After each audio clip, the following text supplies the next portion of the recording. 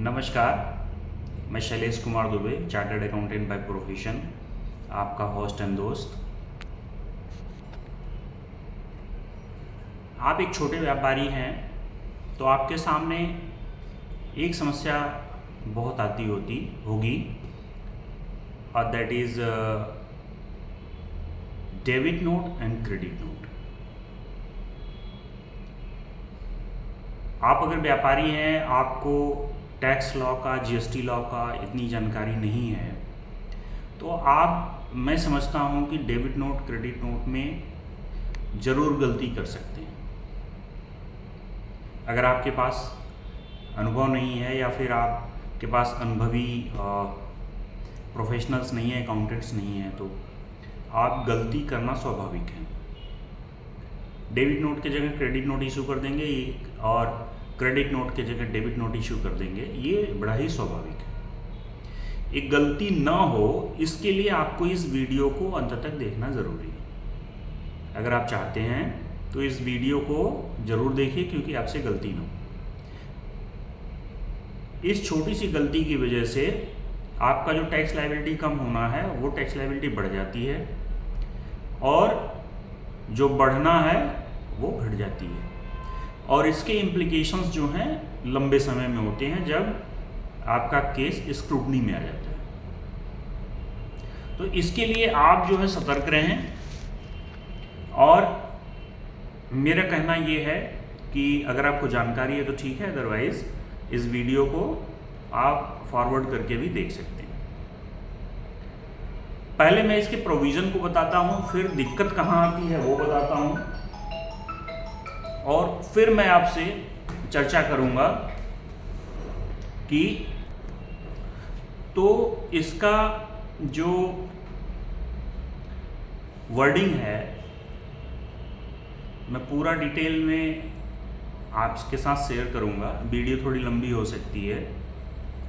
एक सेक्शन 34 है, CGST act का सेक्शन 34 है, जो क्रेडिट नोट और डेबिट नोट के बारे में बताती है।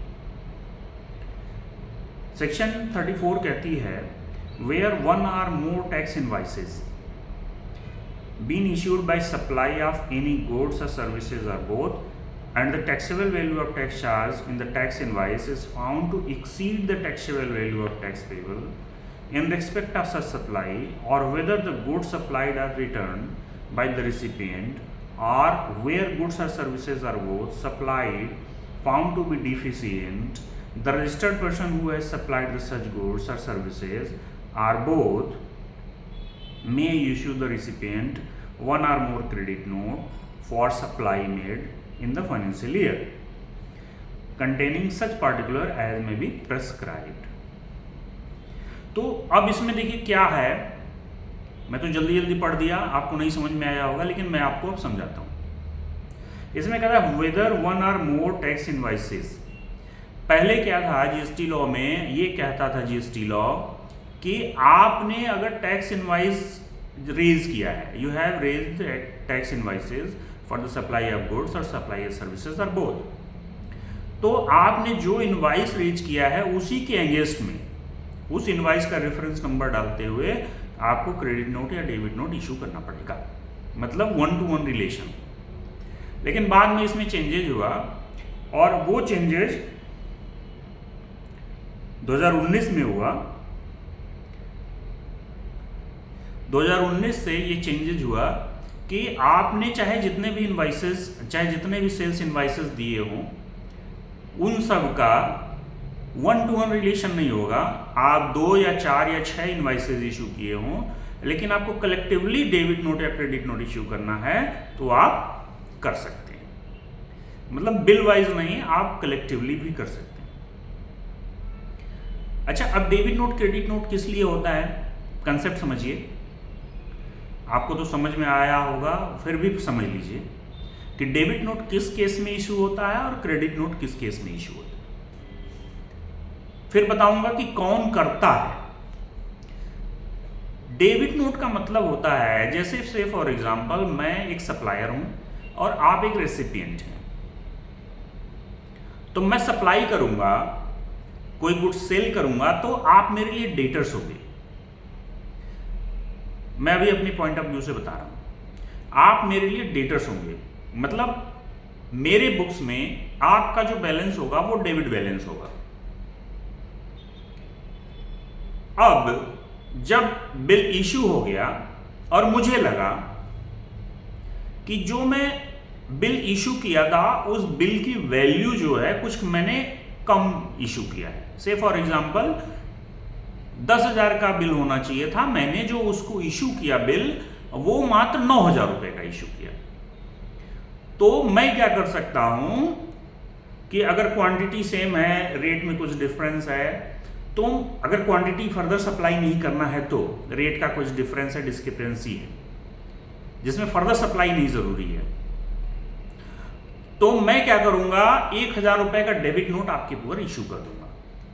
तो मेरा डेबिट और बढ़ जाएगा, मतलब मेरे सेल की वैल्यू में और बढ़ोतरी हो जाएगी, इंक्रीजमेंट ऑफ सेल हो जाएगा, इंक्रीमेंट ऑफ डेबिट बैलेंस हो जाएगा। तो मैं डेबिट नोट इशू करूंगा तो मेरा डेबिट बैलेंस बढ़ जाएगा। इसके अपोजिट, से फॉर एग्जांपल मैंने गुड्स 10,000 रुपए का गुड्स भेजा और 10,000 रुपए का बिल इशू कर दिया आपको, लेकिन आपने या मैंने नोटिस किया कि उसमें कुछ गुड्स में गड़बड़ियां हैं या कुछ गुड्स रिटर्न होना चाहिए या फिर जो रेट लगा वो कुछ ज्यादा लग गया, तो अब गुड्स की वैल्यू या इनवाइस की वैल्यू कम करनी है। तो हम क्या करेंगे कि उसमें क्रेडिट नोट इशू कर देंगे। तो जब सेल बढ़ाना हो, सेल की वैल्यू बढ़ानी हो, पैसे का ड्यूज बढ़ाना हो तो वो डेबिट बैलेंस, और कम करना हो तो क्रेडिट बैलेंस, क्रेडिट नोट। तो डेबिट नोट, क्रेडिट नोट आपको समझ में आ गया होगा।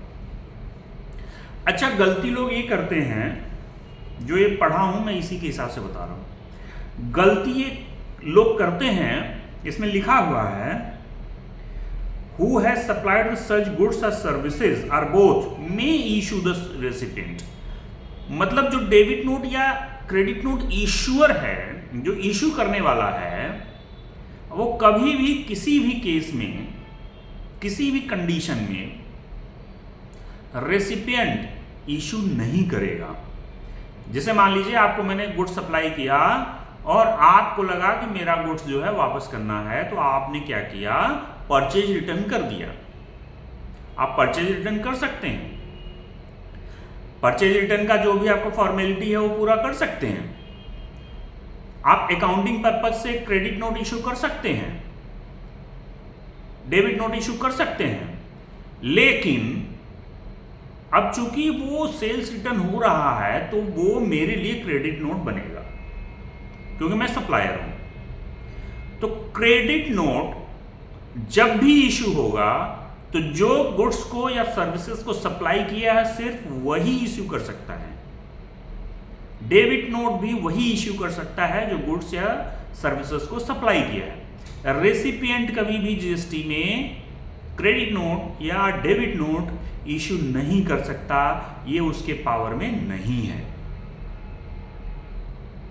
अब इसका इंपैक्ट क्या होता है, प्रैक्टिकल इंपैक्ट क्या होता है अगर इशू कर देता है, तो मैं भी आपको बताऊंगा। तो अभी तक दो चीजें क्लियर हुई कि दो क्या तीन चीजें क्लियर हुई कि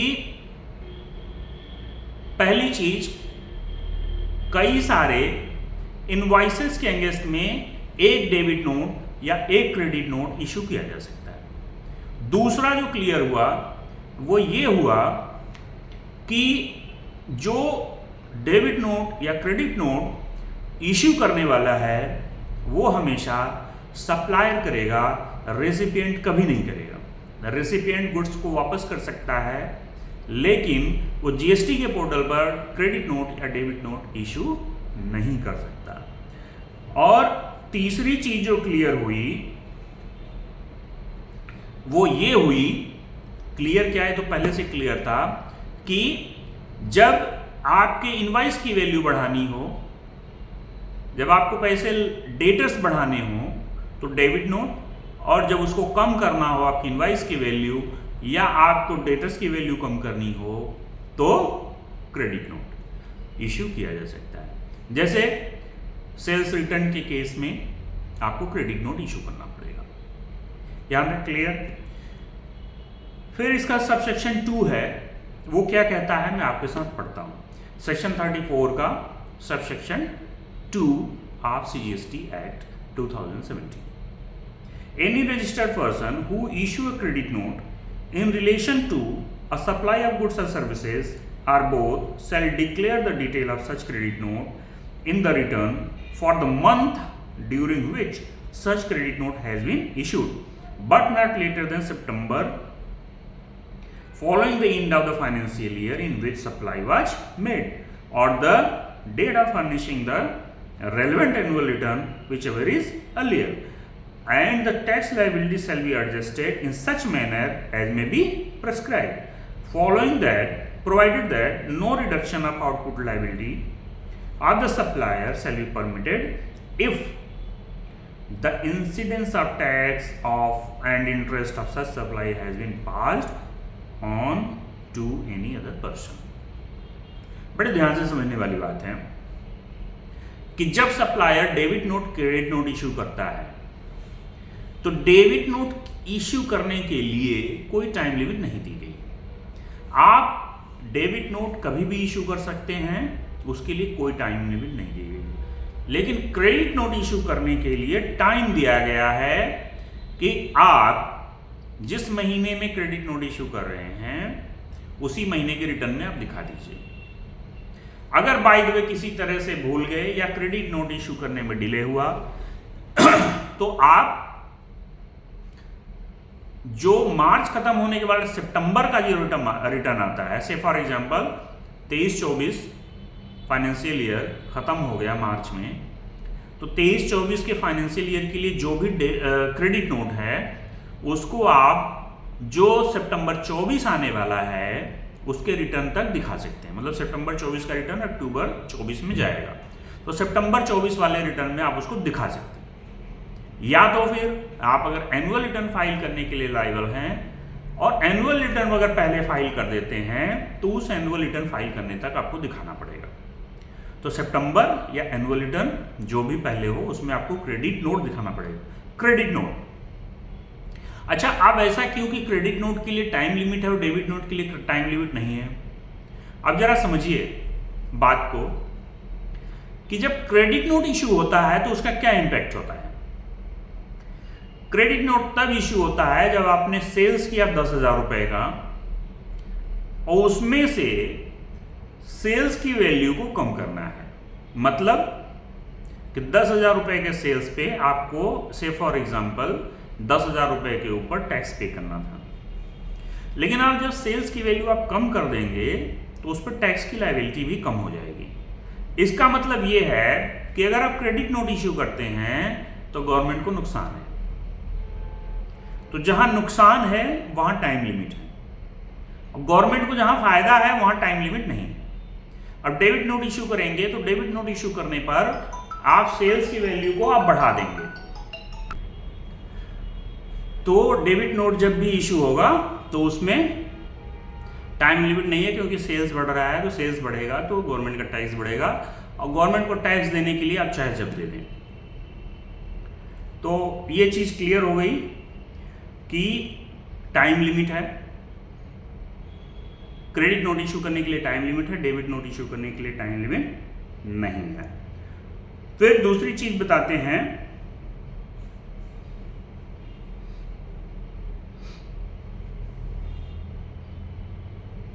कि credit note, debit note, credit note खासकर आप अब इशू नहीं कर सकते जब आपने टैक्स बर्डन को पास कर दिया है।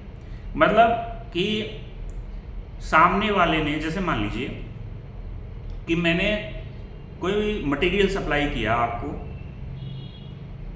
उसकी क्वांटिटी 5,000 थी और आपने उस 5,000 क्वांटिटी को कंज्यूम कर लिया या फिर आगे फर्दर सेल कर दिया। सेल कर दिया तो अब तो आपके पास स्टॉक मेरा रहा नहीं, तो जो भी उस पर टैक्स की इम्प्लीकेशन थी उस 5000 क्वांटिटी के ऊपर जो भी टैक्स लगा था वो टैक्स जो है आपने बर्डन को पास आउट कर दिया। तो इस केस में जब भी आपने टैक्स के बर्डन को पास कर दिया किसी और को, तो फिर क्रेडिट नोट इशू नहीं किया जा सकता। ये है। फिर where one or more tax invoices have been issued for supply of goods or services or both, and the taxable value of tax charge in the tax invoice is found to be less than the taxable value or tax payable in respect of the such supply, the registered person who is supplied the such solicited both shall be issued the recipient one or more debit note supplies in the financial year containing such particular। वही debit note के बारे में अभी मैंने आपको बताया कि आपकी सेल की वैल्यू कम लग रही है रेट की वजह से या किसी भी वजह से, तो आप डेबिट नोट इश्यू कर सकते हैं, वही बात कह रहे हैं।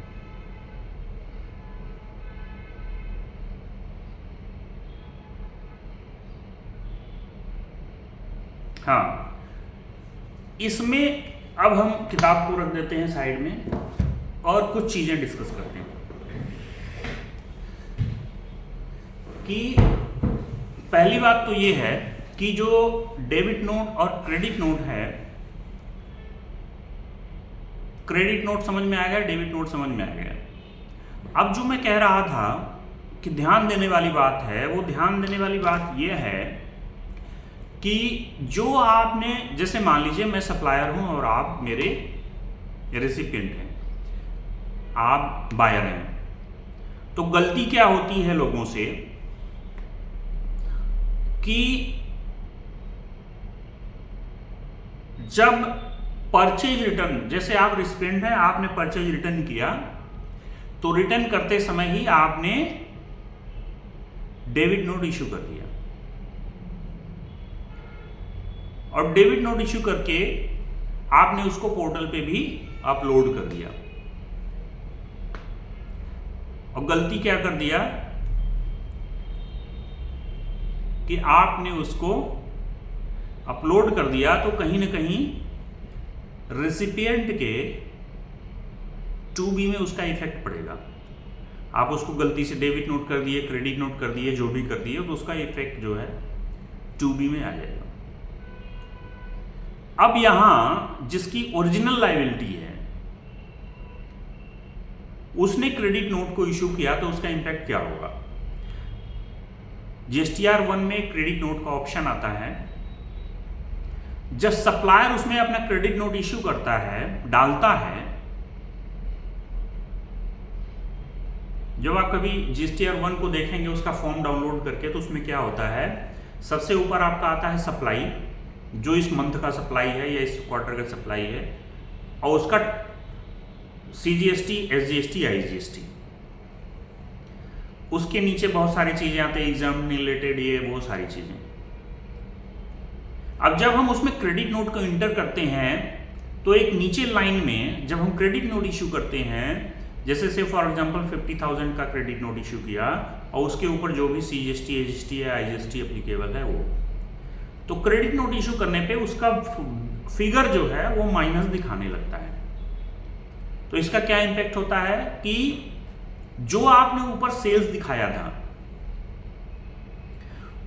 उसको जो है ये माइनस कर दे रहा है। मतलब आपकी सेल्स जो ऊपर आ रही है टोटल क्वार्टर की, उसमें से आपके सेल्स के वैल्यू को माइनस कर दे रहा है जितने का आपने क्रेडिट नोट इशू किया। अकॉर्डिंगली जो आपकी लायबिलिटी आ रही है CGST, SGST की, उसमें से CGST, SGST की वैल्यू को ये माइनस कर दे रहा है उतने टैक्स लायबिलिटी से। तो इंपैक्ट क्या पड़ा आपके 2B में या 3B में इंपैक्ट नहीं पड़ा, उसमें क्रेडिट रिवर्स नहीं हुआ, बल्कि आपकी लायबिलिटी जो है कम हो गई ऑटोमेटिकली GSTR 1 में फाइल करने से। अब करिस्पॉन्ड, अब तो आपका ठीक हो गया बुक्स, आपने क्रेडिट नोट इशू किया, आपको अकॉर्डिंगली टैक्स लायबिलिटी कम हो गई, उसका इंपैक्ट सेल्स रिटर्न्स का आपके बुक्स में आपके GST पोर्टल पे आ गया। अब गलती से अगर सामने वाले ने, जो रेसिपिएंट है जिसने गुड्स को वापस किया, अगर वो अपने पोर्टल पे डालता है जो नहीं डालना चाहिए, तो जीएसटी नंबर डालेगा सप्लायर का, और सप्लायर का जीएसटी नंबर डालेगा तो वहां पे परचेज रिटर्न हो जाएगा, और परचेज रिटर्न हो जाएगा तो वो कहीं ना कहीं जो है इसके 2B में इंपैक्ट डालेगा। अच्छा, दूसरी चीज गलती क्या करते हैं लोग कि लोगों को ये पता है कि क्रेडिट नोट इशू करना है तो उसका भी इंपैक्ट गलत हो जाता है, तो डबल इंपैक्ट हो जाता है, जिसकी वजह से आपका जीएसटी का रिटर्न गलत हो जाता है और जाने अनजाने भविष्य में नोटिसेस आने की संभावना बढ़ जाती है। तो आपको ये गांठ बांधना है कि कोई भी क्रेडिट नोट या डेबिट नोट आपको सिर्फ और सिर्फ सप्लायर को इशू करना है, सप्लायर को ही पोर्टल पे सबमिट करना है। कंफर्मेशन पॉइंट ऑफ व्यू से आप बायर और सेलर के बीच में कोई भी कम्युनिकेशन हो सकता है, डॉक्यूमेंट्री एविडेंसेस हो सकते हैं, बुक्स ऑफ अकाउंट्स के पर्पज से क्रेडिट डेबिट नोट जो है एक दूसरे के लिए इशू किया जा सकता है, लेकिन जीएसटी पोर्टल के पॉइंट ऑफ व्यू से सिर्फ और सिर्फ सप्लायर ही क्रेडिट नोट और डेबिट नोट इशू करेगा। क्रेडिट नोट इशू करने के लिए टाइम लिमिट है सितंबर, या फिर annual return which ever is earlier. Debit note के लिए कोई भी टाइम लिमिट नहीं है। क्रेडिट नोट के लिए आप तब इशू करते हैं जब आपका सेल्स रिटर्न होता है, या आपके सेल्स के वैल्यू में, या फिर जो आपकी लेनदार डेटर्स हैं या लेनदारी है जो लेना है आपको उसकी वैल्यू में कम आती है, तो क्रेडिट नोट इशू करते हैं। उसको बढ़ाना है तो डेबिट नोट इशू करते हैं। हमें लगता है कि मैंने लेमैन की लैंग्वेज में आपको समझाया, आपको समझ में आया होगा। कोई क्वेरी हो तो आप मुझे मैसेज कर सकते हैं। ये वीडियो सिर्फ एजुकेशनल पॉइंट ऑफ व्यू से है, किसी प्रकार का कंसल्टेंसी नहीं है।